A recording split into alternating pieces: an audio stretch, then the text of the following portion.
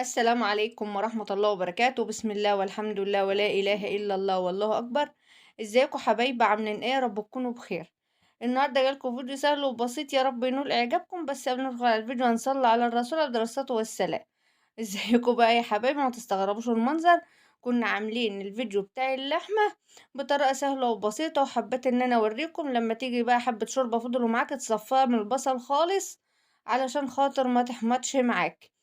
هنا شوية شوربة من اللحمة صفيتهم بالمصفى عشان اشيل البصل منها. وبعد كده فاض معايا شوية كوسة. اللي ما اتفرجش على الفيديو اللي فات يتفرج وهيعرف احنا عملنا ايه في الفيديو اللي طبخنا فيه اللحمة. كانت لحمة زي العسل. حبيت اوريكم بقى البهدلة واللي بعد الغدا، فقلنا ننظمها مع بعض. صلوا على الرسول يا حبايبي عليه افضل الصلاة والسلام. وما تنسوش اللايك الجميل والكومنت الحلو ليا. اول حاجه ببتدي ان انا اعملها بغسل البوتاجاز. يعني اول حاجه بتبتديها في المطبخ بتاعك، بتمسكي المواعين بتاعتك تسيبها على جنب على الرخامه، وتبتدي تغسلي البوتاجاز وتكنسي ارضيه المطبخ. دي اول حاجه تعمليه. وبعد كده بنقف نغسل المواعين. صلوا على الرسول يا حبايبي، وما تنسوش اللايك والمشاهدة كده الكاملة الحلوة، عشان هنعمل أحلى صينية فراخ هتعجبكم. أنا عملتها النهاردة. طبعا المواعين دي أنا غسلها من امبارح، يعني بعد ما خلصت الفيديو اللي نزلته لكم امبارح واتغدينا وكده غسلت المواعين، ورجعت النهاردة عاملة صينية فراخ تحفة. فكملوا كده معايا الفيديو عشان خاطر أعرفكم صينية الفراخ العسل عملناها ازاي. من صينية فراخ مشوية، لأن الضيوف جايلنا بقى النهاردة، فقلنا ايه نعمل لهم فراخ. بما اننا كنا طابخين لحمة امبارح، نعمل النهاردة الفراخ للضيوف اللي جات لنا على فجأة دي.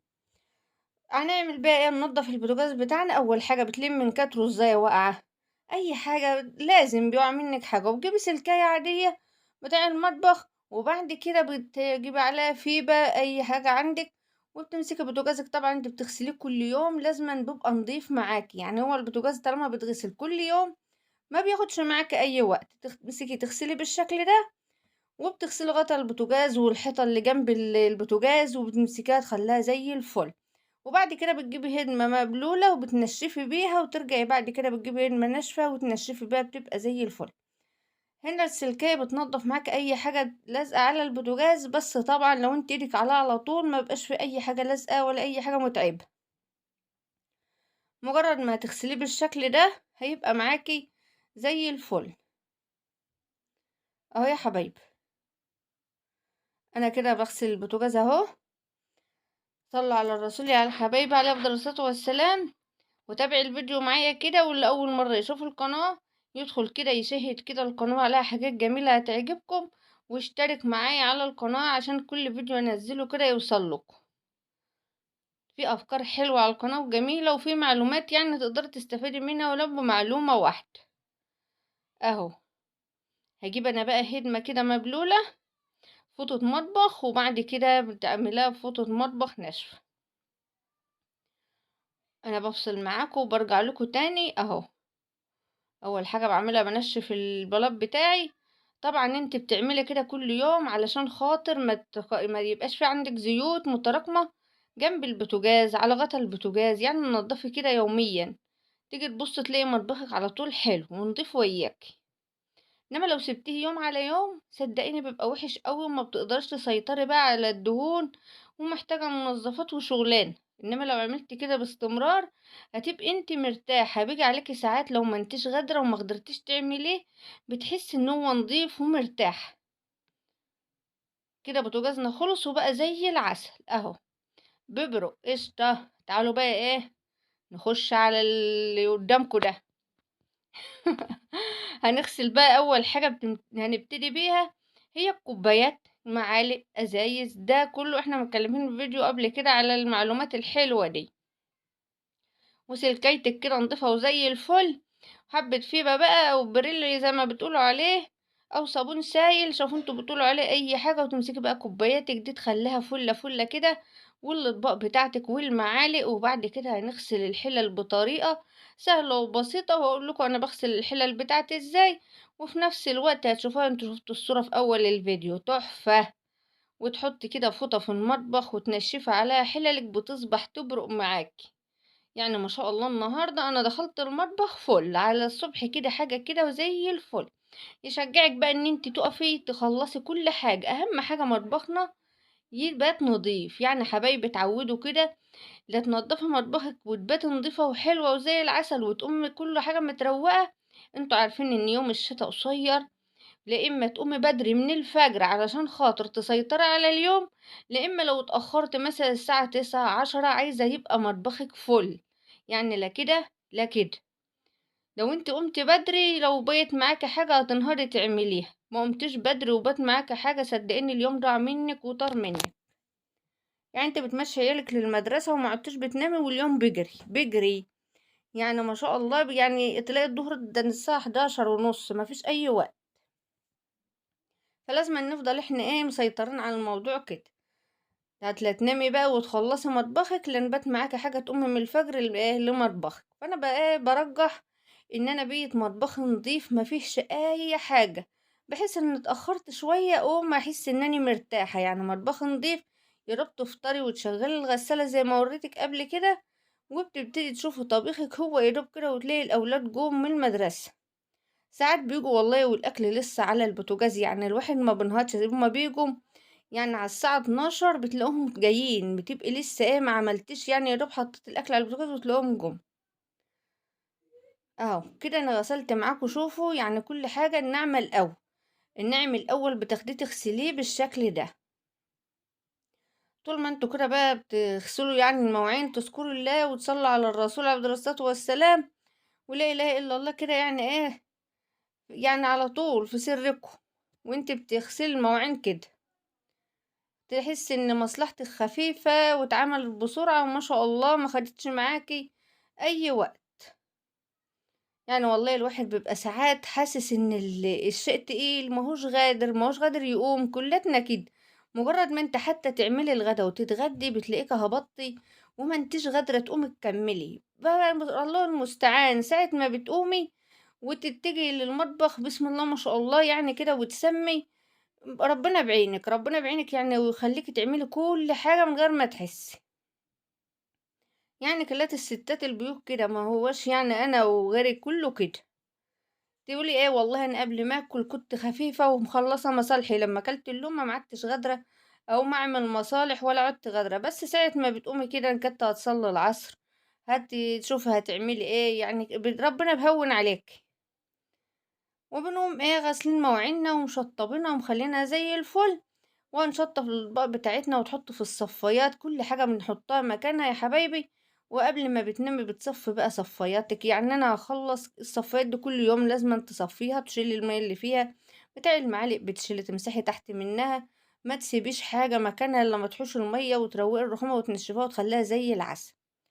تعالوا بقى احنا ايه نغسل الحلل بتاعتنا بعد ما خلصنا الطبق ده الجميل ده. تعالوا بقى انا هغسل البراد واللبانة والحاجات دي، وما اجي ابتدي اغسل في الحلل هوريها لكم. غسلت انا البراد والحاجة ولقيت اللبانة دي مكان لبن سايباها شوية كده بلاها. هنغسل اول حاجة حلة الرز، انا وريتها لكم كنت بله فيها القعرية بتاع الرز كده. طبعا انا عندي طيور، لو انت ما عندكش طيور حاولي ان انت تحافظي وما تطلعيش معاك قعرية ولا حاجة. يعني أنا لو طلع معايا حاجة علشان عندي طيور يعني عادي، انما انتي حاولي تحافظي. لو انتي مثلا ما بتربيش طيور حرام ترمي حاجة، بصراحة حرام. فنحافظ كده على حاجتنا، واللي يفضل معاك ممكن تحطيه في التلاجة وبينفعك تاني يوم. يعني انا عندي شوية الشوربة النهاردة اللي انتوا شايفينهم في اول الفيديو حيشاهم، والكوسة حطيتهم في التلاجة عشان النهاردة عملت الفراخ مشوية، وقلت عندي حبة شوربة اطلعهم، وعملت شوية كوسة برضو جنب الكوسة اللي هي فاضلة مننا. يعني كل حاجة عندك حافظة عليها حبيبتي. اهو ده بقى غسلنا المواعين. طب بنغسل الحلل بيه بصابونة اللي هي السمرة دي، بالصابونة اللي هي السمرة. والله عايزة اعمل معاكم فيديو للصابون قريب بإذن الله. هنعمل فيديو للصابون جميل علشان تعرفوا ايه الصابون برضو بتعمل ازاي. تابعوا الفيديو تابعوا كده القناة والفيديو بتاعنا النهاردة، واللي ما اشتركش يشترك علشان خاطر ما اعمل فيديو الصابون تشوفوه، واللي عايز يعمل زيه. والله بسم الله ما شاء الله بيبقى برمي صابون كتير معاكي، ومن الزيت اللي بتبقى منك انا بس بلم في شوية زيت كده عندي، وساعة ما يكملوا هنعمل احلى فيديو كده للصابون بإذن الله. كده انا بغسل الحلل بتاعتي اهو، يعني بطريقة سهلة وبسيطة وطالما ايديكي على طول في الغسيل الحلل حلو مش هتتعبك، انما لو انت سايباهم بتعبوا. وسيبك من التيفال والجرانيت والكلام اللي زي عدمه ده كله، ده في الفاضي. احلى حلل هي الحلل اللي احنا شغالين بها دي، والله تحفة، تدعكي وترقعي وتشقعي فيها، هي دي الحلل ايه، والله العظيم، وطعمها في الاكل احسن. ما والله دي احلى حلل واحلى حاجة تطبخوا فيها. سيبك من التيفال والجرانيت ممكن الستيل شوية، انما والله ما يسد زي الألموني. على فكرة انا بجوز بناتي لازما بجيب الألمونيا دي اهو. شوفوا يعني بيعكس الضوء بتاع الكاميرا ازاي، ما شاء الله.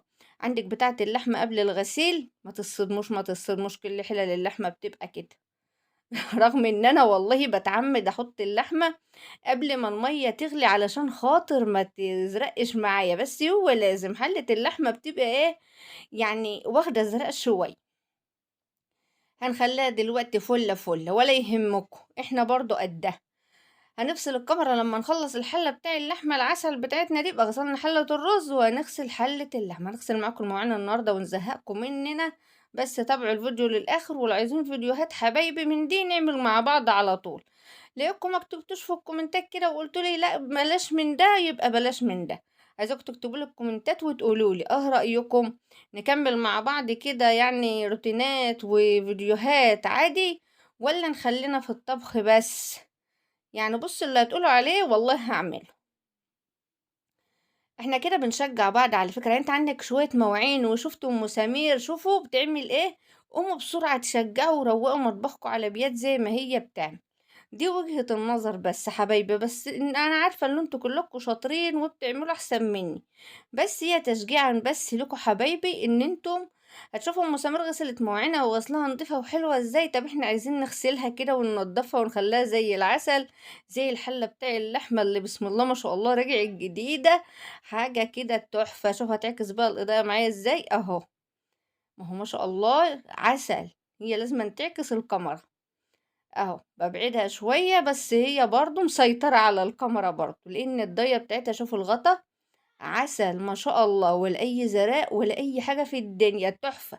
تعالوا نغسل الحلة اللي كانت مكان الكوسة اهي، اهي عسل بسم الله ما شاء الله. صلى على الرسول يا حبيبي عليه افضل الصلاة والسلام. وده الغطا بتاع اللي عنده اولاد كرة للغطا دي يجيبوا، والله انا مستخسرة الحلة بس اعمل ايه، مش عارفة غطاها الكرة دي راحت فين.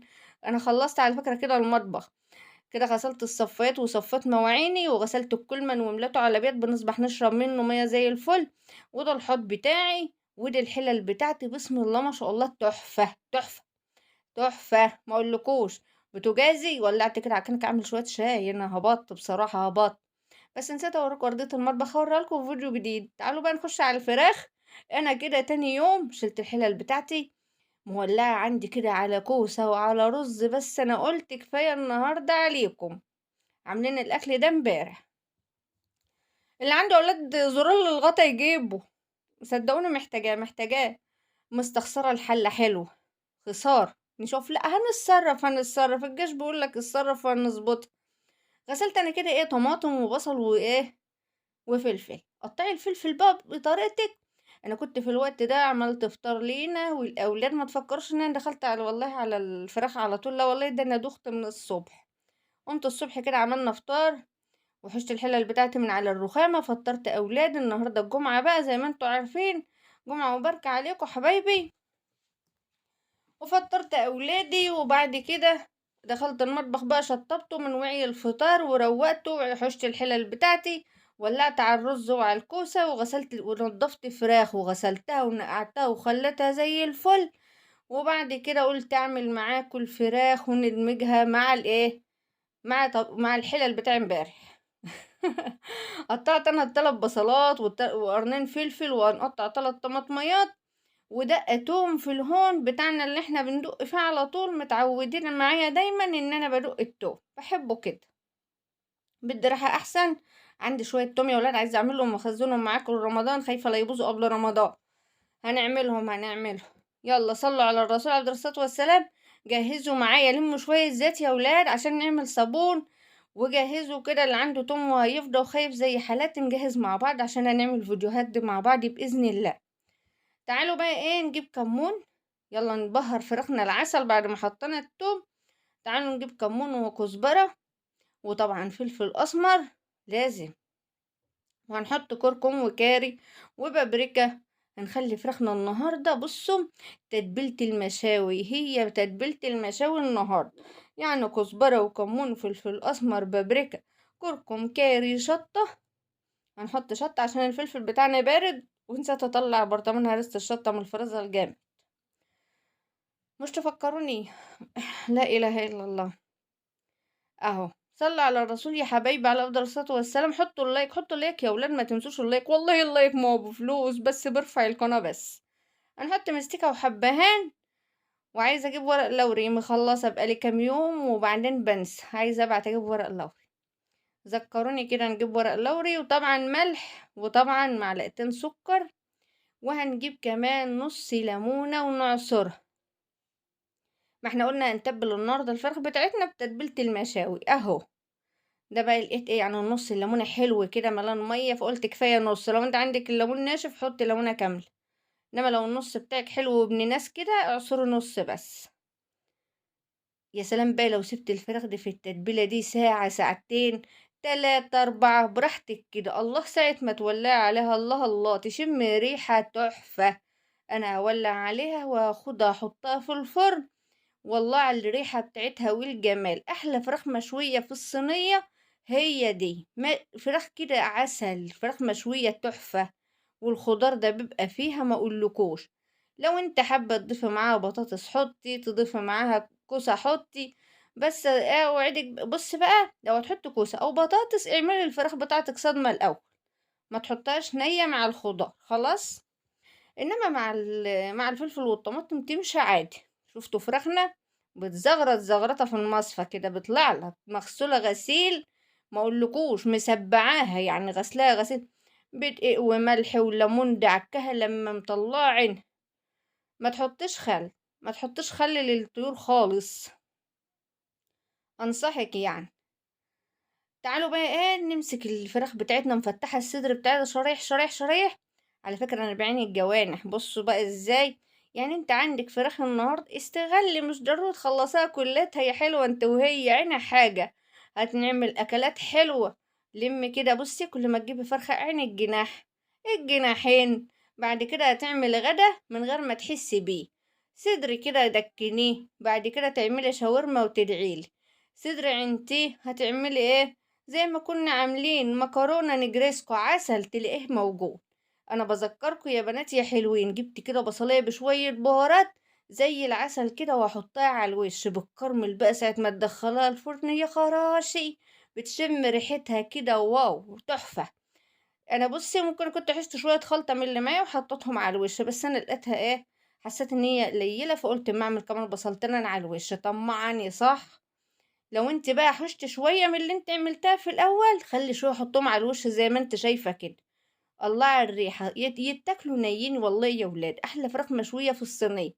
عندها بقى مش كان ايه شوية طماطم فرمهم للكوسة، زودتهم كوباية مية علشان يشكشكوا مع الفراخ بتاعتنا شكشكة، ومعناش هنحط لها اي مية.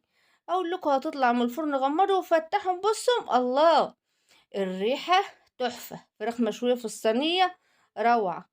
بصوا عسل ريحتها قلب الحارة والشارع اهو. حبة صوص بقى نازلين منهم كده، بسم الله ما شاء الله تحفة عسل. واللي وصل معايا لحد كده ما ينسانوش في اللايك والشير وفعل الجرس عشان يوصل لكم كل جديد من مطبخ فتحية فايد. والسلام عليكم ورحمة الله وبركاته. اترككم في رعاية الله، ما تنسوش الاشتراك في القناة، بحبكم في الله.